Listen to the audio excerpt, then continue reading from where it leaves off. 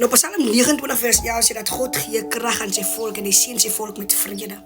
Nou is die ding wat ek wil hê jy moet verstaan, dat die vrede van die Here is nie afhanklik van die omstandighede nie, maar van sy teenwoordigheid in jou lewe. Nou wanneer ek praat van teenwoordigheid in sy lewe, beteken dit dat jy as mens die verantwoordelikheid om te bid, om Bybel te lees en te weet dat wie jy met God is. Nou ons het hierdie gewoonte waar ons mense vra, bid vir my.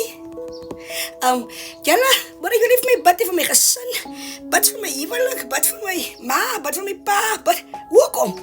Terwyl jy self kan bid. In fact, die Bybel leer ons in Matteus leer hy vir ons gebed. Ons Vader.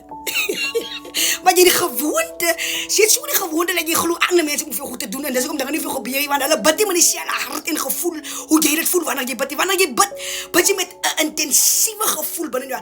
Intentionally, meaning jy verstaan hoekom jy bid, because jy is die persoon wat deur die omstandighede gaan.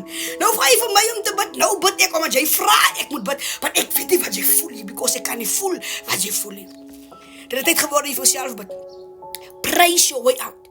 Pray your way out, because you will then see the results that you want from God, because you prayed for that certain results. Jy gaan die results receive as iemand anders so bid, because die persoon kan nie voel nie. Ons is die voelers nie. Ek en nou oopplak almal vir jou bid, dis om goed.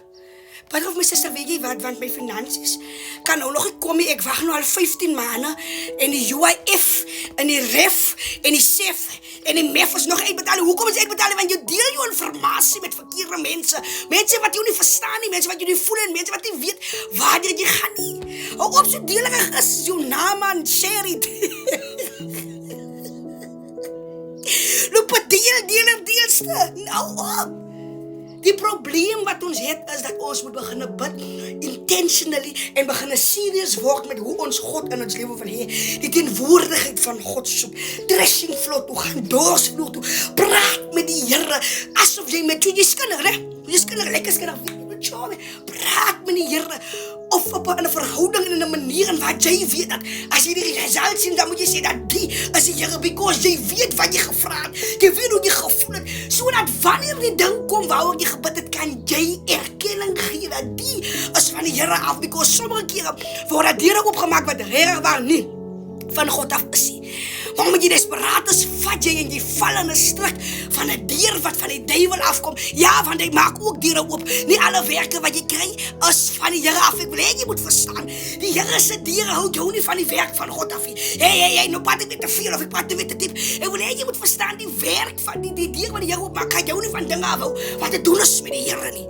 Maar die Here gaan vir jou deur oopmaak wat 'n benefit is vir die werk van die Here. Jy gaan tyd net vir hom, jy gaan tyd net vir sy teenwoordigheid, jy gaan tyd net om met hom te gesels. Hy gaan jou nooit te werk gee waar jy te besig het om met hom tyd te my God is te 'n jalouse God om dit toe te laat. So op vir jou vloes, dit is van die Here af. Moet ek op lieg. Is jy nie Here af hoor? En mekaar kon sê die deur is van, hey, jy moet 'n gees van onderskeiding hê. So begin bid vir jouself. Ons kan nie aan mekaar vir jou bid nie. Ons weet nie wat jy voel nie. En dis hoekom jy sê, toe dinge gebid het, toe gebeur die ding nie. Because dit is nie die results wat jy voel gehoop het, want jy het nie gebid nie. So begin bid vir jouself, op laat ander mense vir jou bid. Die Here seën. Julle moet julle vakansie geniet onderwysig. So, wees God.